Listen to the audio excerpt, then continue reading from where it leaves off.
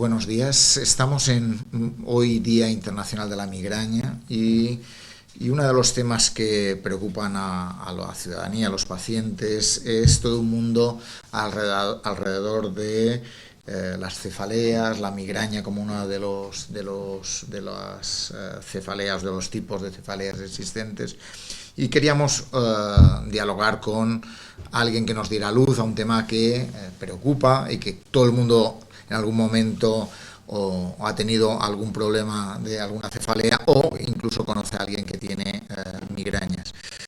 Pensamos y está con nosotros Ángel Gómez, que es neurólogo, que trabaja en el complejo hospitalario de los Hospitales de Granada, tiene una consulta sobre cefaleas y, por tanto, persona indicada para poder conversar sobre las cefaleas y la migraña, los tipos, el diagnóstico, el tratamiento, qué síntomas tiene y qué cosas podemos hacer cada uno de nosotros para poder prevenir. Y, por tanto, incluso tanto sea un ciudadano como pueda ser un profesional, porque todo el mundo puede tener una cefalea, ¿no? Digo yo. Buenos días, encantado de estar aquí. Efectivamente, ¿no? La cefalea es uno de los problemas más acuciantes, ¿no? Yo diría que de salud pública, ¿no? De hecho, la migraña, que es la más incapacitante de las cefaleas, está reconocida como una de las causas principales de incapacidad de la OMS, ¿no? Podemos decir que la cefalea es el dolor más frecuente de la humanidad, por encima del dolor de muelas, ¿no? del clásico dolor de muelas, ¿no? Puede haber una prevalencia a lo largo de la vida en el sexo femenino en torno al 90 y tantos % y en el masculino entre el 80, 70, 90%. ¿Y qué causas, por qué hay? Es decir, todo el mundo ha tenido dolor de cabeza en algún momento, una cefalea. Por tanto, pero ¿cuáles son las causas? ¿Por qué tenemos ese dolor de cabeza? Muy buena pregunta. Bueno, la cefalea hace mención, el término cefalea, pues simplemente al dolor o molestia que tenemos en la cabeza. Podemos, si quieren, encaminarlo como un síntoma, ¿no? Entonces, bueno, a grandes rasgos, si me preguntas por las causas, ¿no? Pues podemos decir que hay dos tipos de cefaleas: las cefaleas primarias y las secundarias. Las primarias no tienen una causa específica, o sea, son las más frecuentes. No hay debajo ninguna enfermedad, ni cerebral, ni en el cuerpo, que las justifique. Esas son las primarias. Y existe una cierta predisposición genética, como en el caso de las migrañas, pues también de personalidad, un trastorno afectivo de por medio, como las cefaleas tensionales. No hay una causa, el trastorno primario es una causa idiopática, constitucional, en la que la causa real pues no se puede descubrir ni determinar, ¿no? Las secundarias pues bueno, son muy frecuentes, son muchísimo menos frecuentes, afortunadamente, ¿no? Por ejemplo, pues cuando tenemos todos una gripe y la fiebre, pues hace cefalea secundaria, ¿no? a la fiebre, al malestar, ¿no? Luego, afortunadamente, pues los tumores cerebrales pues, son causa de cefalea secundaria, pero una causa, para tranquilizar, muchísimo más rara. Las más frecuentes son las primarias, son trastornos que no se conoce la causa y que hay una cierta predisposición genética a ello, ¿no? Entre ellos, la más discapacitante es la migraña, ¿no? Por tanto, yendo tanta gente, una de las cosas que en la Escuela Andaluza de Salud Pública hemos mirado es, preguntamos a pacientes hace varios años sobre cuáles era su percepción sobre el tema de las cefaleas en general, y una de las cosas que decían, y por eso ligado a esa alta prevalencia, es la necesidad de ser más accesible la posibilidad de ir a las consultas, es decir, demanda en función de la gravedad, en función de la urgencia, naturalmente, ¿no? Pero la posibilidad de un mayor acceso, porque probablemente las que son muy incapacitantes, como pueden ser las migrañas, ¿no? En algún caso, pues generan incapacidad laboral, ¿no? Por tanto, o problemas para poder hacer determinada actividad diaria y que, por tanto, afecta a la calidad de vida realmente, ¿no? De forma importante, ¿no? Sí. Bueno, es un problema, ya digo, de salud pública que yo creo que no está resuelto, ¿no? La prevalencia es enorme, ¿no? Estamos hablando de prevalencia de migraña el 15% de la población. En mujeres hasta el 20%, y en varones puede estar en torno al 10%, la media un 15% de la población. Entonces, todas las migrañas no las puede ver el neurólogo, obviamente, ¿no? Y menos en nuestro medio en el que digamos que el concepto de neurología es más centralizado, ¿no? Hospitales como Motril o Baza que no hay neurólogo, ¿no? Entonces, pues el primer paso debe de ser educar a la población en medidas preventivas, y luego pues acceder a la atención primaria, que deben de tener su formación. Yo ahí, la formación de médico de atención primaria, en cefaleas y en neurología en general, pues bueno, en mi experiencia pues rotan un mes solamente por neurología, ¿no? Teniendo en cuenta que es una de las consultas más frecuentes en atención primaria, la cefalea, de las más frecuentes, yo creo que está en el top 10 de la atención primaria, pues yo creo que deben de tener una formación por lo menos para los casos de migraña episódica, no complicadas, pues obtener un manejo, ¿no? Y bueno, cada vez lo hacen más y están mejor formados y tienen mejores pacientes, ¿no? Entonces ya para los casos de que se sospecha una cefalea secundaria o una complicación del manejo de la migraña o riesgo de que se vaya a cronificar, pues yo creo que ya estaría indicado el acceso al especialista, al especialista, ¿no? Por tanto, pero es un tema muy difícil. Por tanto, hay varios elementos ahí. Sí. Uno, un elemento de prevención, por Exacto. tanto, de alguna forma hay factores que son modificables y que, por tanto, cada uno de nosotros podemos intentar ayudar para poder trabajar. Y luego, un segundo sería el trabajo desde atención primaria, y un tercero que sería el trabajo de un especialista en el caso tuyo, por ejemplo, como neurólogo en un hospital de referencia en este caso, ¿no?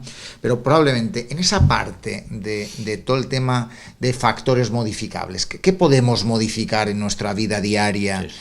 ¿Cuál serían las cosas que podríamos contar para que un ciudadano sepa que hay elementos modificables y que por tanto puedo hacer algo para poder disminuir esa... La pregunta es fundamental, ¿no? El tratamiento de las cefaleas y en parte de las primarias estamos hablando, y en general, y la migraña en la particular, ¿no? Que es en particular, tiene 3 pilares, El primer pilar es la modificación de hábitos de vida. Eso es fundamental. Llevar a la gente que tiene migraña, para que no se le cronifique, ¿no? La falta de cronificarle, pues debe de llevar una vida ordenada, sana, reglada, hacer ejercicio habitual, evitar el tabaco, evitar el alcohol, hacer una vida sana en las comidas, lo más sana posible, evitando las grasas animales, si acaso, y evitando el sobrepeso, muy importante. Luego también pues hay otro, si el paciente es roncador, pues ponerse en contacto con su médico de atención primaria o neumólogo, porque la apnea del sueño es otro factor modificable.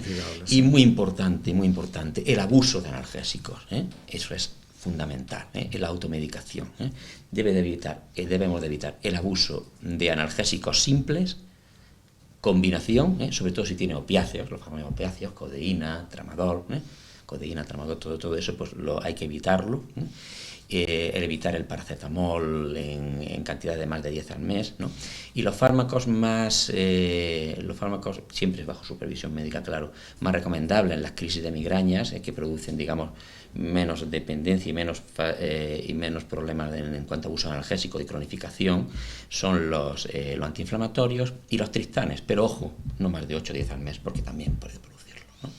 Entonces, por tanto, uno de los elementos fundamentales que afecta, es decir, hemos dicho un tema de estilo de vida, que es un elemento fundamental, ¿no? Por tanto, hemos dicho ejercicio físico, alimentación, además se resuelve, elemento de vida diaria. Quien lo hace lo nota.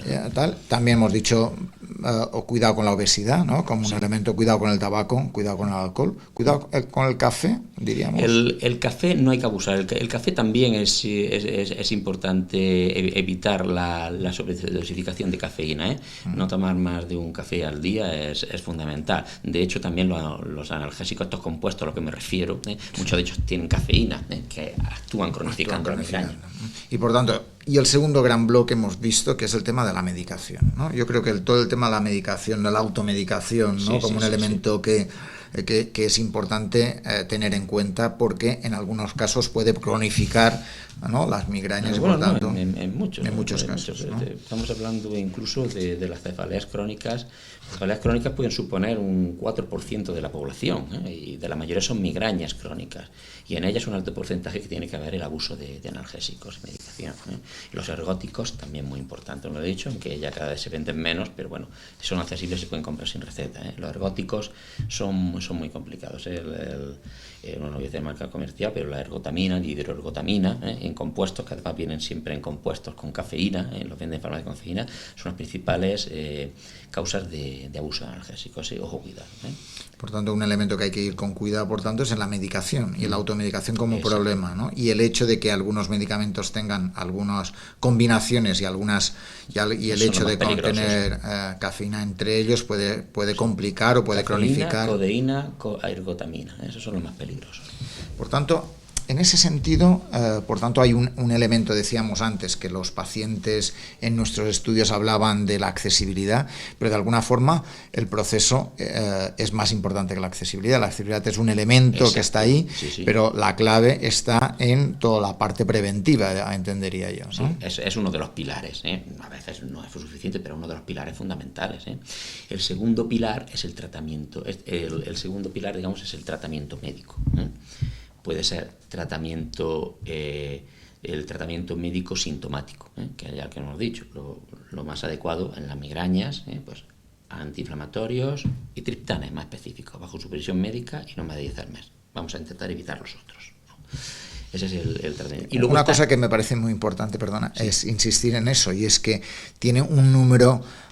Es decir, el hecho de pasarse el número de días que una persona toma la medicación puede ayudar a la cronificación de los procesos. Y eso es un elemento muy importante porque en lugar de favorecer una mejora en la evolución de la enfermedad, hacemos todo lo contrario. Y eso es un elemento muy importante tener claro. Un callejón luego de difícil salida, un callejón de difícil salida. Sería el primero, el sintomático. Ahora, cuando ya cuando requerimos muchos analgésicos o mucho tratamiento sintomático, o bien el dolor discapacitante, nosotros pues 3 o 4 cefaleas al mes, pues ya hay que ir al tratamiento preventivo. Tratamiento preventivo, que son neuromoduladores. Hablando de la migraña, pues tenemos los calcioantagonistas, los betabloqueantes, el topiramato, siempre bajo supervisión médica. Los médicos de atención primaria saben manejar estos fármacos preventivos, ¿no?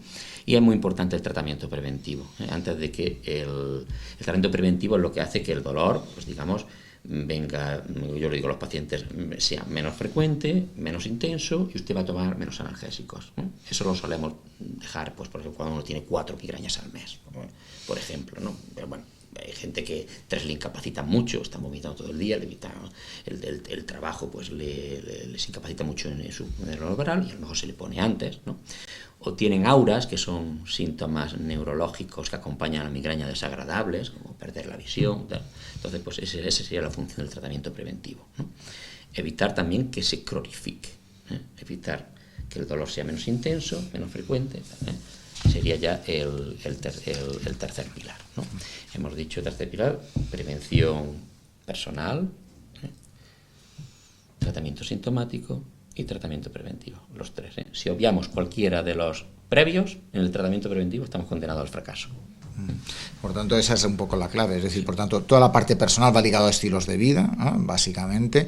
Tratamiento preventivo, línea básica, ¿no? Y tratamiento sintomático en función de las claves. Y eso es lo que ayuda a poder estar controlado y, por tanto, a no tener una situación de cronificación y, por tanto, de aumento de los episodios de esa cefalea, o esa migraña en este caso, como tipo de cefalea más incapacitante de la que tenemos, ¿no?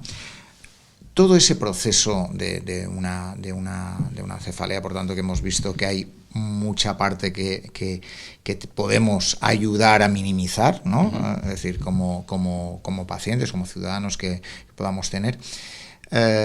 el proceso diagnóstico de la misma, cómo avanzamos hacia... Yo tengo un proceso que cada cierto tiempo tengo una migraña con un dolor que me deja incapacitado, que por tanto tengo vomito, tengo que estar a oscuras, necesito... Lo has descrito muy bien. Sí. La migraña es más que una cefalea, ¿no?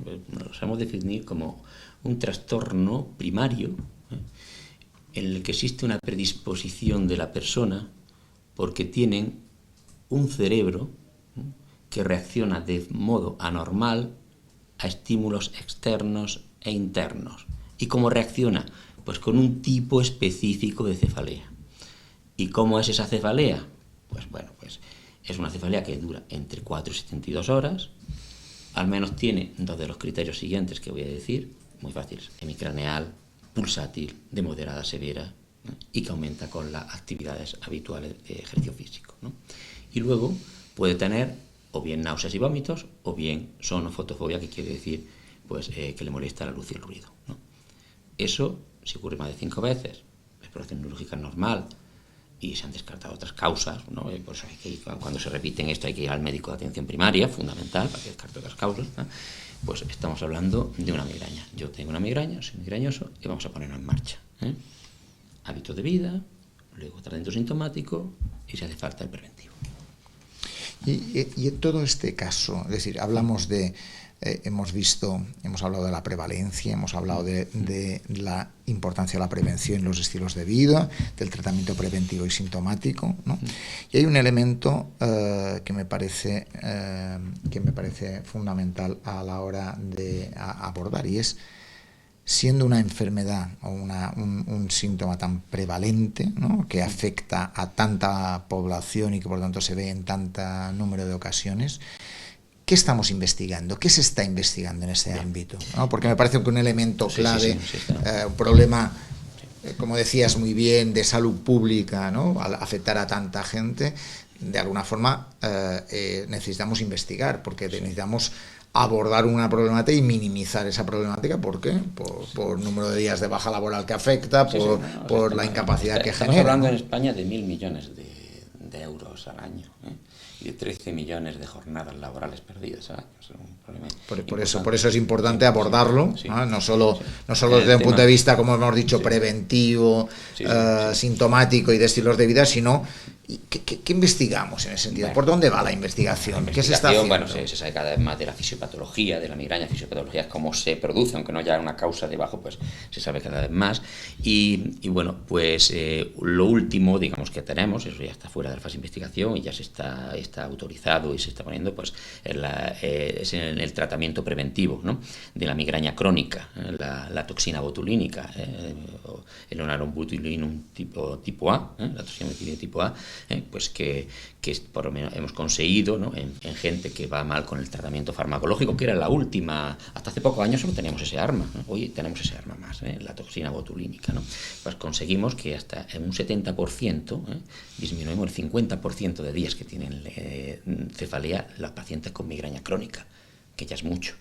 Que ya es mucho, ¿no? Un avance importante en ese sentido. Bien. Ahora, se sigue investigando en los factores, en la migraña, digamos, cuando se produce esa reacción anormal del cerebro ante estímulos externos, como el estrés u otra cosa, ¿no?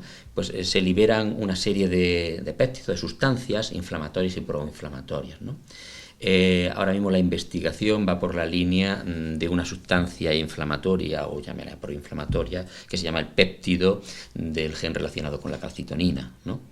Y en los próximos años tendremos un anticuerpo monoclonal, anticuerpos monoclonales, ¿no?, que actuarían sobre esos ligandos, ¿no?, de ese péptido, que evitaría que se uniera a los receptores, digamos, que producen el dolor, nociceptivos, ¿no?, que producen el dolor, ¿no?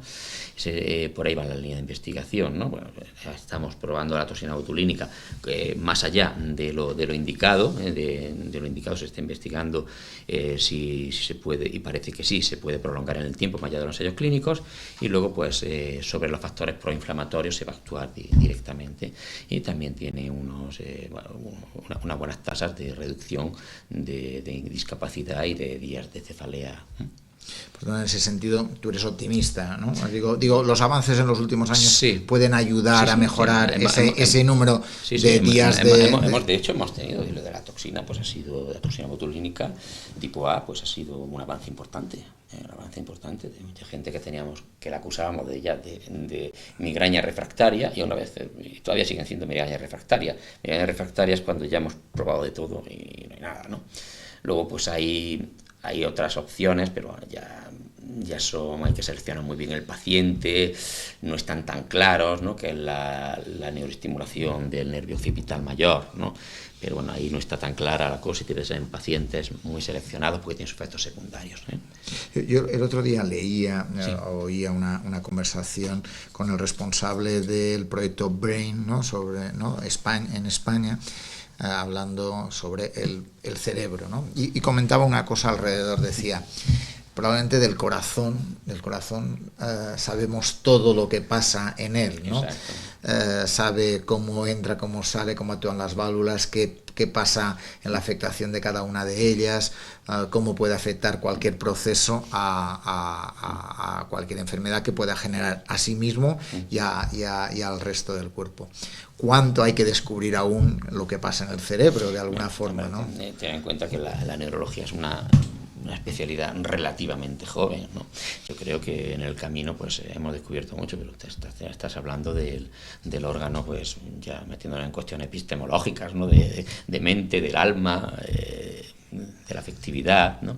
Todo eso es muy común, incluso la gente con migraña.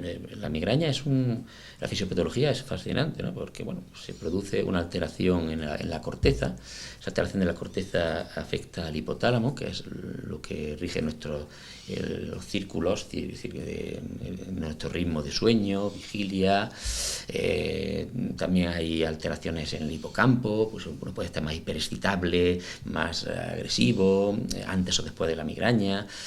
Pues la migraña explicaría muy bien ese misterio que es el cerebro, ¿no? Sí. Por tanto, el mundo de la investigación tiene que abrirnos muchos elementos. Yo creo que el futuro, en ese sentido, de soluciones de los ámbitos de todo lo que va relacionado con el cerebro, que muchas veces no entendemos de determinados comportamientos o determinadas cuestiones que pasan alrededor de tanto problemas ligados neurológicos que pasa y por tanto en esa línea el futuro tiene que ser esperanzador, y la investigación tiene que abrirnos un conocimiento que en este momento no tenemos, ¿no? En el caso de la migraña crónica, una cosa tan difícil y claro que muchas veces el problema de la cefalea es que también está un poquito relegado, ¿no? Las cefaleas primarias, al no tener, como he dicho, un marcador biológico de, mira, usted tiene esto y tal, se hace base en criterio diagnóstico y descartan otras cosas, ¿no? Pues ha dejado un poco, pero bueno, en los últimos años hemos avanzado bastante y se está avanzando, ¿eh? Yo creo que es esperanzador, pero digo, eso si no educamos a la población, ¿no? Y nos coordinamos muy bien los niveles asistenciales, sí, porque como decías, todo el elemento ejercicio físico, alimentación, cuidado con la obesidad, tabaco, alcohol, cafeína incluso, hemos dicho café, como elementos por un lado, y segundo, el tema de la medicación o la automedicación, que en este caso es un elemento que perjudica mucho el posible tratamiento de cualquier proceso de cefalea recidivante o de migraña en concreto, pues son dos elementos a los cuales hay que trabajar. Si a eso le añadimos un trabajo entre médico de atención primaria, médico especialista, para poder combinar y poder tratar mejor todo proceso de atención a las cefaleas y a la migraña en concreto, mucho habremos mejorado. Y si además la investigación nos abre caminos para el futuro, por tanto, yo creo que esa es un poco la podemos ser optimistas. Podemos ser optimistas, ¿no? Es decir, que por tanto podemos avanzar. Pues muchas gracias, Ángel, por ilustrarnos y por este diálogo alrededor de las cefaleas, de la migraña, cuando queráis. Para poder avanzar en un problema que hemos dicho que tiene afecta a muchas personas, hemos dicho un porcentaje muy alto de prevalencia. con una incapacidad grande, con una pérdida de días de trabajo importante y por tanto con una pérdida económica importante para la sociedad, y por tanto eso implica que tenemos que trabajarlo casi como un problema de salud pública, en el cual que hay que abordar desde diferentes enfoques, tanto preventivo, de educativo en el sentido amplio, poblacional, a el tema desde una consulta de atención primaria o una consulta de un neurólogo, y con el apoyo de que los investigadores nos ayuden a entender mejor y a solucionar más fácilmente. Efectivamente, muy bien. Pues nada, muchas gracias y esperemos que haya sido de utilidad para todos nuestros espectadores. Buenas tardes.